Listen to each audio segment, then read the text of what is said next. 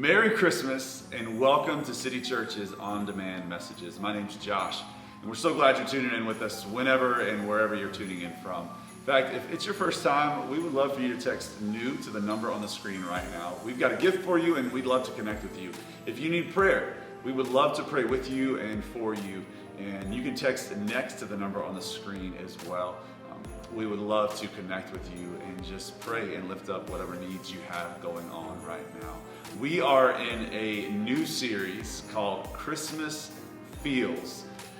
We all know that when Christmas time comes, whether it's music or a meal or trees or Christmas lights, there's usually something that gives us that Christmas feeling. In fact, we think feelings are a good thing. We think that feelings can help lead us and inform us, and feelings need space to be felt. But at times, feelings can be dangerous if they are the finish line. So in this series, we are looking at the characters of the Christmas story and asking the question, what would have happened if they would have allowed their feelings to dictate their behavior? I think what we learn is, although feelings are important, at some point faith has to step in. So we hope that you are challenged and encouraged by this series and these messages. And again, have a Merry, Merry Christmas. Enjoy this week's message. Like we said, we're in this series called Christmas Feels. And so what we've been doing is we're looking at the characters of the Christmas story and asking the question, what would have happened if they would have allowed their feelings to dictate their behavior? So last week we looked at Mary, we looked at Joseph, and we looked at Zechariah and Elizabeth. And we saw that the angel came to them and basically called them to something. God called them to something, and they responded. And they responded in the right way. So they responded, I'm your servant. I'll do what you say. I'm going to obey. And we said last week that you can't mess up God's plan, but you can miss it. And the easiest way to miss God's plan this Christmas is to allow your feelings to dictate your behavior. Because feelings are a good thing. They can inform us of a lot of things, but if feelings become the finish line, then sometimes feelings can lead us down places that we don't want to be. And so this week, we're going to talk more of a cautionary tale of what not to do. And so cautionary tales are tales that are just kind of encouragements to say, hey, if you do this, this is what will happen. So like a Hansel and Gretel, if you're the show Office fan, Belschnickel is one. Anyone? Okay. All right, so there's three of you. Maybe not use Office jokes anymore. So, but it's more of a cautionary tale of, hey, this is what can happen if you choose to allow your feelings to dictate your behavior. So I want to introduce you to King Herod. Yes, there he is in all of his splendor. Look at that hair. Yes. It's majestic. Yes, so Herod the Great is who we're talking about today. And when you hear the word great, you know how we would use it as, man, that's awesome, that's great. But typically when it is referring to a ruler or somebody in power, it typically means that they are just a very powerful and influential being. It doesn't necessarily mean that they're awesome, as we will sadly learn. So in order for you to understand the role that Herod plays in the Christmas story, we want to kind of give you some background on who he is, kind of just a character study, I guess. So where our text is going to pick up today, Herod is ruling over Judea. He actually ruled over Judea for roughly 40 years. And he was actually a self-proclaimed king of the Jews, and I'm going to explain that in a second. But Judea was a land that consisted of mainly Jewish people. It was also where Bethlehem was, and we know Bethlehem was the birthplace of Jesus. So with Herod being a self-proclaimed king of the Jews, what I mean by that is he was not actually Jewish. He was actually an Edomite, and Edomites were actually enemies of the Jewish people. So you can see where there would be tension here with the Jewish people in their land being ruled by someone who was not, in fact, a Jew. And how he gained that power actually was he basically kind of talked his way up to the top, and it was kind of a favor given to his father to put him into power. So he's already there by not really fair means. He just, again, has kind of been put into that position by Roman government. So we can see the tension that already exists between the Jewish people, the people of Judea, and their leader, Herod the Great. So me and Josh were talking about Herod, and so our personalities are a little bit different, okay? No. Yes, they are. But it's why we work so well. Yeah. So I am always, and not saying he doesn't, but I'll explain myself. I'm always going to see the best in somebody. Like I'm always going to be like, no, but their heart's good, you know? Like I'm always going to try to see beneath things and be like, no, there's hope, you know, which is not a bad thing. We're all evil. Yes. So when we were talking, there's Josh. When we were talking about Herod, I was like, like, but he had some really great qualities. And Josh was like, no, he didn't. Like, if you look at his history, like he was a jerk. Yeah, and his reign was a reign of terror and death and all these things. But what I mean by that is I feel like God gave him, and he was not born with, but maybe developed some incredible gifts that he could have used for good. That's good. Okay, and I believe that is all of us. I believe that God has given us gifts. We're all created with certain unique talents and abilities that we can choose to use for good, okay? But we can also use those same characteristics for bad. And sadly, that is what Herod did.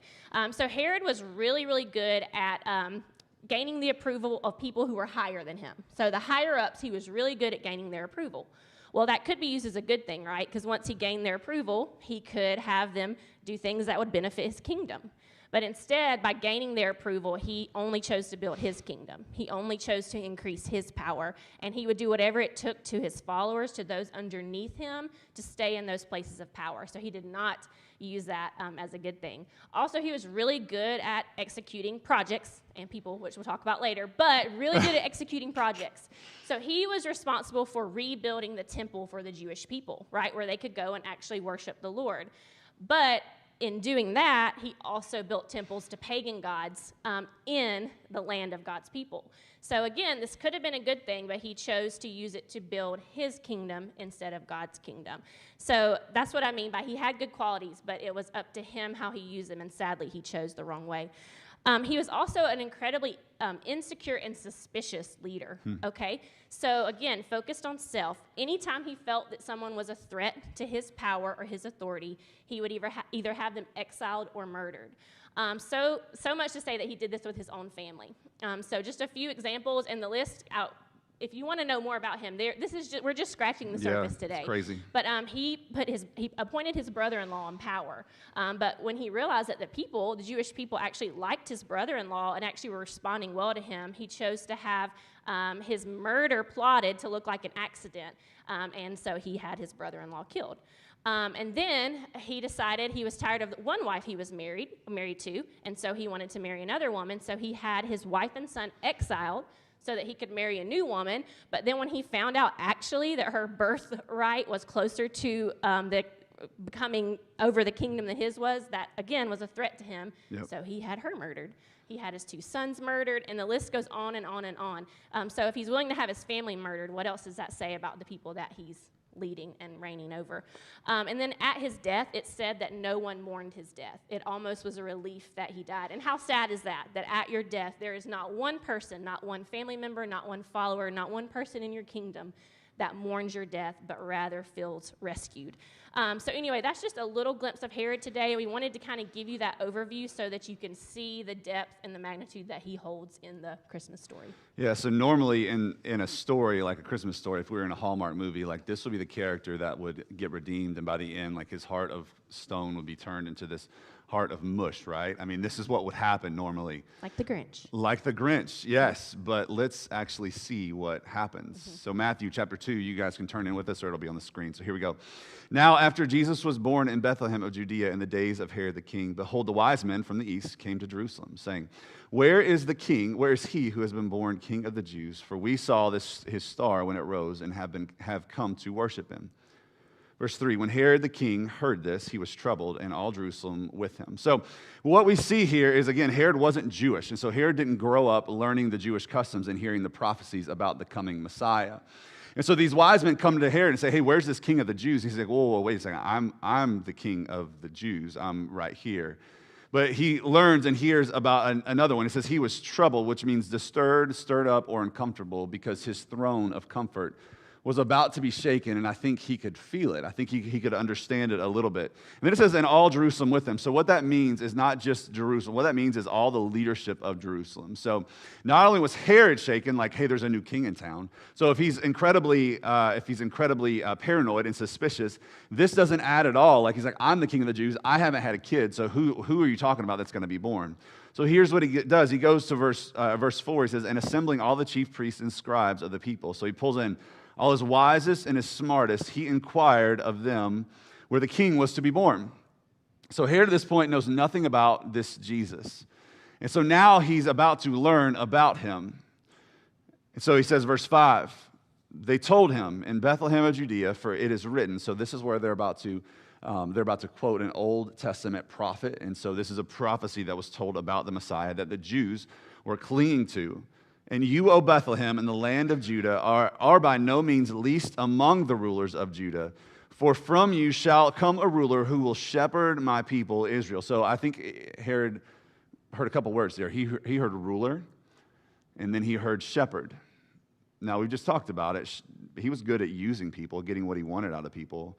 And if he got what he wanted, then he would bring them in. But if he didn't, then he would get rid of them. But a shepherd, see, Herod knew what a shepherd was. Herod knew that a shepherd knew every one of his sheep.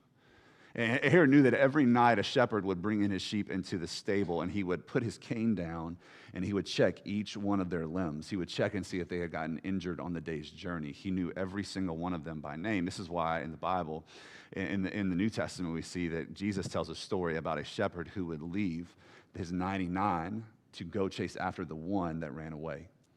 You see, Herod knew about a shepherd, and I think Herod also knew that he was not a shepherd. Herod used people. He did not serve people. He did not love people. And so everyone loves the guy who loves people, right? I mean, everyone loves the guy who's like, hey, how are you doing? Anything? Can I grab you a coffee? Can I do anything? Everyone wants those people in their lives. So Herod's hearing all this.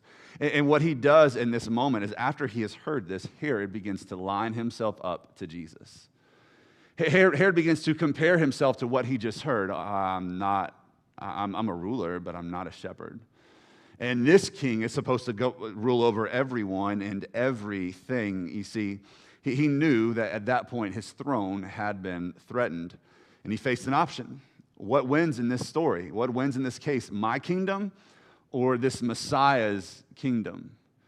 You see, maybe the question for us this Christmas is, does Christmas, bringing a new king, threaten you?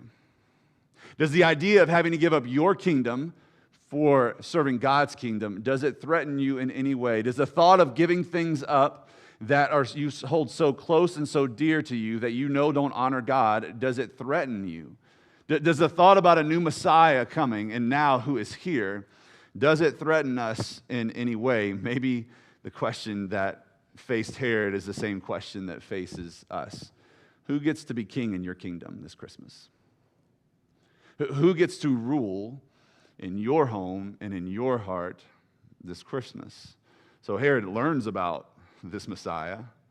He learns about who he is, and he begins to line himself up and say, I don't line up, I don't match up with him. And so now he's faced with this choice.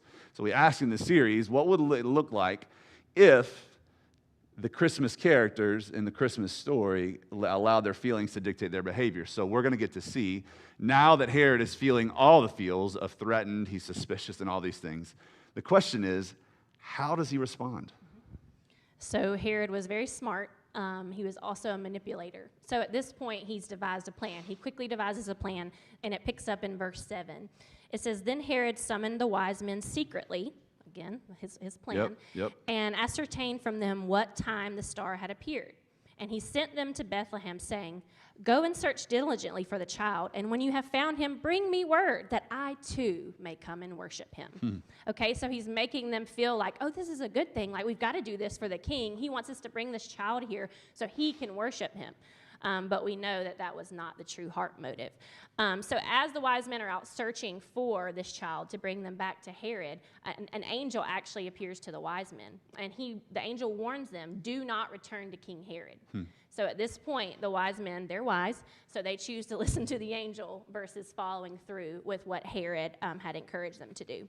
So this, of course, infuriates Herod because he likes to be in control, and his plan did not unfold how he thought it would. So plan A did not work. So he quickly moves to plan B, but this plan is devised in even more anger and in even more selfishness and pride. So this plan B we pick up in verse 16.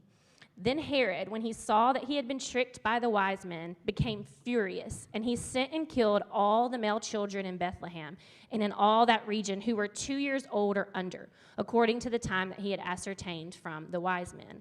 So what would happen if Herod let his feelings dictate his behavior? Well, he does. Yeah. Okay, he completely is irrationally acting right now out of his feelings of anger. So what would lead somebody to this point to do something so violent as to kill all children? It didn't say all children were going to be king. There's only one child, but so that he can cover his bases and not have his kingdom taken, he's going to kill all the children in this area, 2 years and under boys.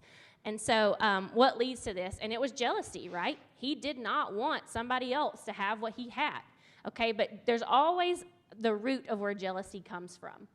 It's something we all struggle with in different ways, whether we want to admit it or not. But jealousy always stems from comparison.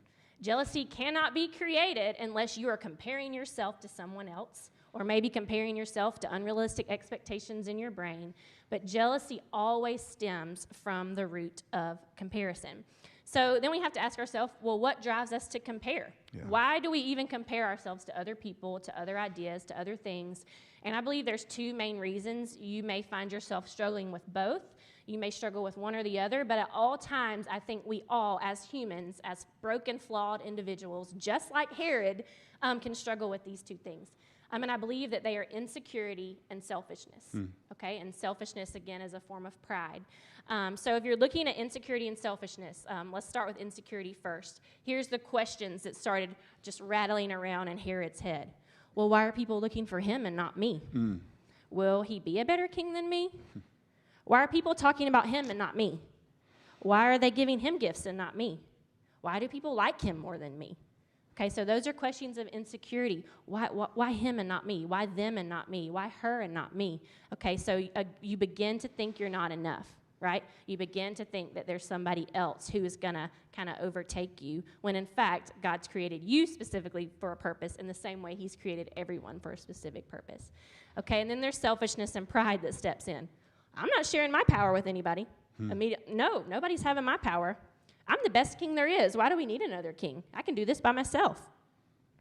No one else can do what I do. No one can come close at all to who I am. So do you hear that? There's this selfishness, this pride that creeps in, and we compare ourselves and say, well, I'm better than they are, or I don't have it as bad as they do. You know, that's comparison, okay? And that leads to jealousy. That leads to you not being who God has created you to be because you're so focused on yourself. So if we look at Herod, the quickest way to miss Christmas, like we said, is to focus on yourself, okay? To compare yourself, okay? To be stuck in insecurity, to be stuck in pride. So he was so focused on building his earthly kingdom that he completely missed the heavenly kingdom being ushered in to earth. Okay, imagine that. Like, he could have witnessed the greatest miracle of all time. He could have witnessed God's plan to redeem all of humanity, and he missed it because he was so focused on himself. Yeah, I mean, I think we said, you can't mess up God's plan. So even a king that says, I'm just going to wipe out all the kids, you still can't mess up God's plan, but Herod completely missed it.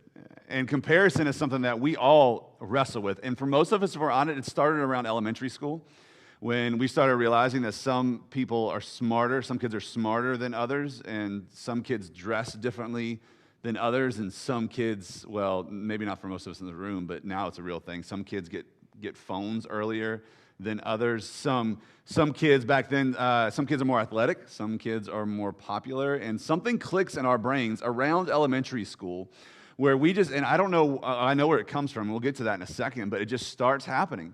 We start lining ourselves up to others in whatever capacity that is, and we would like to say that as we got older, that wasn't a problem anymore, but it doesn't, because you have this thing called social media. And so we compare the reality, the day-to-day of our lives to someone's highlight reel that we see on social media. And so now we start thinking things like, wow, his kid is more athletic than my kid, or their kid is smarter than my kid.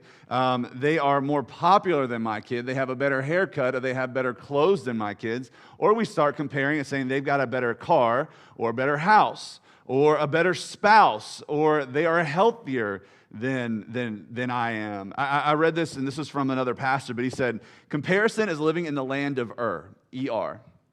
We look around and we see people who are richer, prettier, happier, smarter, skinnier, taller, cooler, better at something, whatever that is, better parents or whatever else, is living in the land of and you know as well as I do. Okay, if we're not honest in here, then we got nothing. We all wrestle with this. We all struggle with comparison in some capacity, and it's exhausting. Because everywhere you look, there's someone with an I just believe, we see it from the story of Herod, that there is absolutely no win in comparison. There is no way that you can step into comparison and win. Because for some of us, this even happens in the Christian world, okay? This is why some of you've never given your life to Jesus. Maybe you're watching or you're in the house right now, and the reason why you've never given your life to Jesus is because we're just weird about stuff. Because you've got two people in two different stories. So on one hand, you have this guy who was like, sex, drugs, rock and roll, like this crazy lifestyle, and God radically changed him. And then you have the other person who, I grew up in church, my parents took me to church, and I really never did anything bad. I cheated on a test one time, and I flicked somebody off one time while I was driving, but that's really it. And so you say this person who never did anything incredibly bad is ashamed of their story of conversion because they feel like it's not as good as this person's story. And this person over here is ashamed of his story of conversion because he's like, I wasted all this time in my life doing these things. And so now they're comparing one another's story of conversion when in reality, every single one of us, no matter what your backstory was, have a death to life story. The Bible says the wages of sin are death. And so whether it was cheating on a test or getting drunk every night, whatever that was, sin is sin, and the wages of sin is death. And so when Jesus comes in and he redeems us and he rescues us, he gives all of us the same story. You were once dead, and now you're alive. And so you proclaim that. But what the enemy wants you to do is, even in that, compare your story to someone else's faith story and be ashamed of it or be embarrassed by it and not think it's good enough, and so you're never going to proclaim it. The enemy works in so many ways, but there is never, absolutely never, any wins in comparison. And this is where I go back to not rooting for Herod, but just saying all of us have the potential to struggle. You're so kind. I'm so kind. You're so kind. But all of Such us a good have heart. the potential to struggle with this same root issue. It's good. And honestly, if you look back to Genesis, the first really plot that the enemy used to distract Adam and Eve was what? Compare them to God, right? You're not as powerful. That was his trick. And so this is the trick he uses with all of us, is not being content in who God created us to be. So then, therefore, we do not have the focus to fulfill what God is calling us to in our lives.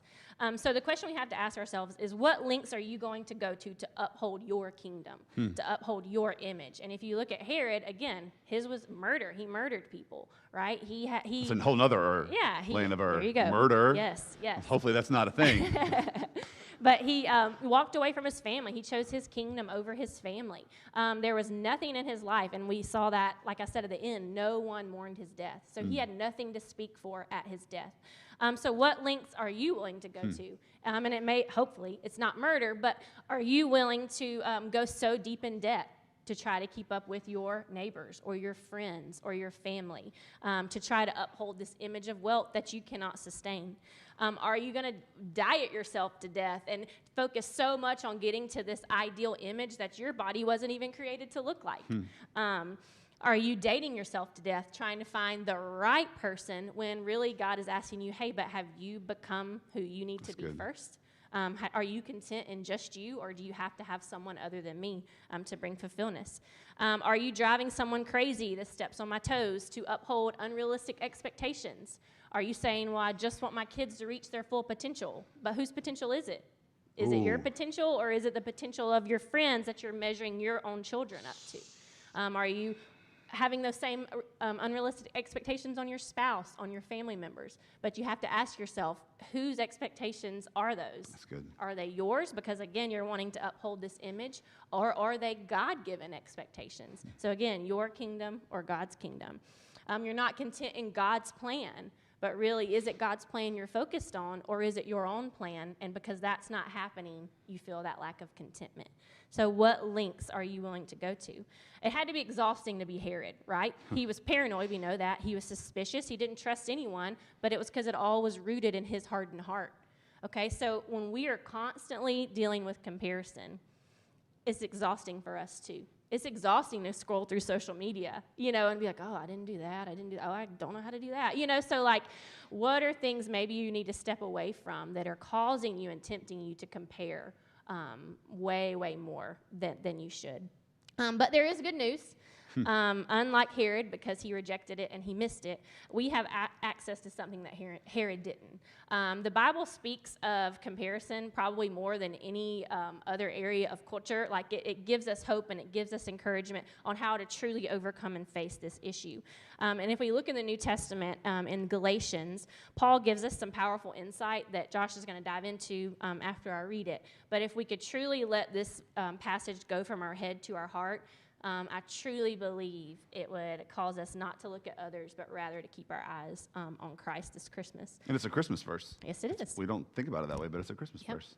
So Galatians 4:4-5, it says, "But when the fullness of time had come, God sent forth his Son, born of woman, born under the law, to redeem those who were under the law, so that we might receive adoption as sons." So there's three words that I want to kind of point out to kind of hopefully refocus and kind of remove that need for comparison in our lives. The first one is the law. So this is God's law, which is what God's word says about the way that we should live our life. This is what we should strive after. The Bible talks about God's law being a mirror. So basically, we look in the mirror and we see ourselves and realize that we can't measure up. So none of us can measure up to God's perfect law, which is the reason why it is there to get us to understand that if we try to compare ourselves to God and his law, we will always, always, always come up short, which is why the second word is so important, redeem. Now the word redeem, we've experienced it every day. The word redeem means to purchase by means of a trade. And so it's when you go to the grocery store and pick out your groceries, you take it to the counter and you trade groceries for cash or for money. When you go out shopping or whatever else, Christmas shopping right now, you are trading with Amazon probably more than anyone else and getting Prime all the time. But we always do this. But here's the thing about when we buy something. It doesn't matter how much we think it is worth. You don't find the worth until you realize how much you actually pay for it. How much is paid for? So I love this time last year, I was able to get a new truck. I had ran my truck into the ground. In fact, blew a cylinder, and he was like, "This thing's dead." And so I was driving to school one day, and my car just started shaking, and my kids were like, "What's happening right now?" And I said, either we're about to take off and this thing's going to turn to a spaceship, or I need to find a parking lot. And so I found a parking lot. So I was able to get a new truck. I actually love, she hates it, going with me. I love buying vehicles because I just become like haggler. Like I like to go in and bargain and be like, "You say this is how much it's worth. This is how much I'll give you because this is how much I believe it's worth." It's okay. No, we're good with that. That's fine. Yes. But the way you determine the value of something is the price that it brings. It's the way that you determine the value is the price that it brings. That's why it says that God bought us. He redeemed us back. And then there's this last word, adoption. See, in the Old Testament, there was no word for adoption because it didn't exist. In fact, the early Romans actually started the idea of adoption, but they didn't want to adopt babies or kids because you don't know how they're going to turn out. So they would let adults grow up and then they would adopt them. So Caesar Augustus in the Christmas story, he liked his kids and he wanted one of his kids to take over his emperorship or whatever, how you want to say it, his rule. Emperorship, that's not a word, but we're going to go with it. Rule. But he didn't like any of his kids. And so he adopted a guy at the age of 42, Tiberius, to be king. And so the Romans started this idea of adoption because but they wouldn't do it with kids because you don't know how a kid's going to turn out, right? And so let's wait till they're adults, and then if they turn out to be a good one, let's take them. We'll take you on now. Like that's how busted the Romans were, okay? But that's how they did it, which is completely different than what Jesus is talking about. Because when Jesus says he bought us back, again, the way you determine the value of something is the price that was paid for it. God sent his son, Jesus, to die on the cross. God literally gave his son for you. And he didn't do it because you grew up and at the age of 42, you were a responsible adult. He knew all of it, and he still paid the price. You see, adoption is God giving us that. So when Paul says you are adopted, it means he knew everything about you and he still chose you. You see, Christmas offers us a chance to stop looking around and comparing and to start looking up at what God says about us and who we are in his minds. Imagine that, not having to use another person as a reference for the way that you should live your life and simply living and walking in what God says about you. I gave my son for you. That's how much I love you, and that's how much I value you. So stop looking around and just start looking up at who you were called to be. Yeah, and so as we kind of wrap up, there's two kings as we go into Christmas that we want to, you just keep on your mind, the two kings in the story. The first is Herod, and he was one who caused death. He was surrounded by death, and ultimately his choices led to his own spiritual death. But then there is King Jesus, who came to conquer death. He brings life. His choices bring life. It brings you life.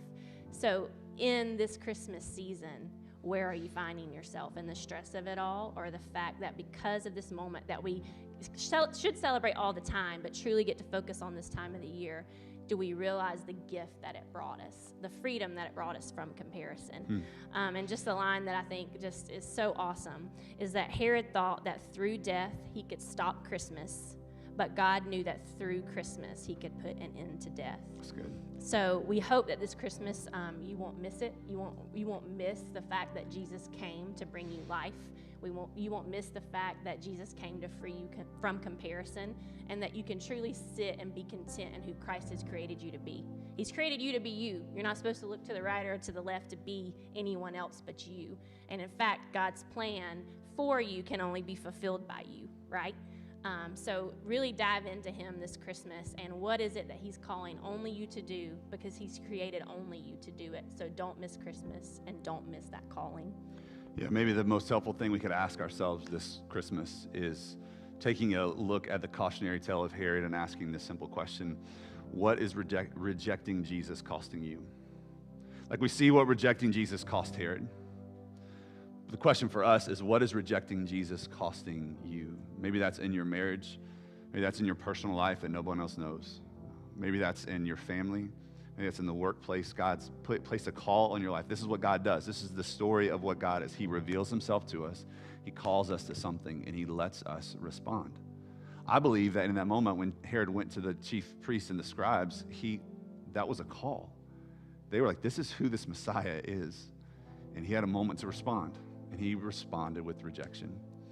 This morning, though, what will we respond with? This is why I love that we take communion. Because if you look at the story of Herod, there was one thing. Okay, I'll give you this, because I do want to see the positive in him a little bit. Go. I love you. I love you. See, you're working on me. Rubbing off on you. Yes, there was one thing that Herod got right. And that was that the death of Jesus could fix all of this. He was just about 33 years off, and he had no place to take his life. But the answer to all of this is the death of Jesus on a cross for our sins. And so in a few moments, we're going to step into communion, and online we'd love to invite you to take communion with us. But here's what communion is. It was this moment that Jesus had with his disciples before he would walk to a cross and give his life to save and rescue the world, where he sat down with his disciples and he says, take this bread and take this juice and be reminded of me. And I think he knew this, because moments after this, someone at that table would then reject him. They would leave the table and someone would ask, aren't you one of those followers of Jesus? And he would reject Jesus, because he knew the temptation for us is to compare ourselves to others and compare ourselves to what could happen. And when we do that, in turn, we reject what God has placed on our life. And so this morning, as we come to the table, if you're a follower of Jesus, we want to invite you to do that. And in a few moments, we're going to do that. And it's just kind of, you kind of do it at your own pace. We don't take it together. And so if you didn't get communion on your way in, you can actually go to the back table and grab communion as well. If you're a follower of Jesus, we get to ask this question. I think probably the most important question. Is there areas of my life that I am rejecting Jesus right now? And he's clearly putting a call in my life, and I'm rejecting him. And if you're not a follower of Jesus, maybe the question for you is, what is rejecting this king this Christmas? What is it actually costing you? If we look at the story of Herod, it cost us life here on earth, and not living in a life of joy, but living a life of complete comparison and exhaustion. But it's also costing you a life eternal. That when we breathe our last breath here, we get to be with the King of Kings. That's what Christmas is. It's this opportunity to stop looking around and to start looking up. And so I'm going to ask you, actually, if you would pray for us, and then we'll take communion and continue to worship. Dear God, we thank you for this morning, and we thank you for time to slow down in the craziness of the Christmas season. I just pray that this morning we would all just breathe, that we would just truly realize what this time of year, what this celebration means. It's not just something that we can celebrate in December, but all the time, God. I pray that we would realize that you came so that we may have life, so that we may have freedom from comparison, from every struggle that we face. God, you have come to offer us freedom. I pray today that that freedom would just be made real to many in this room, God, that they would realize they do not have to walk this journey alone, but that you want to walk with them and that you've come to walk with them, God.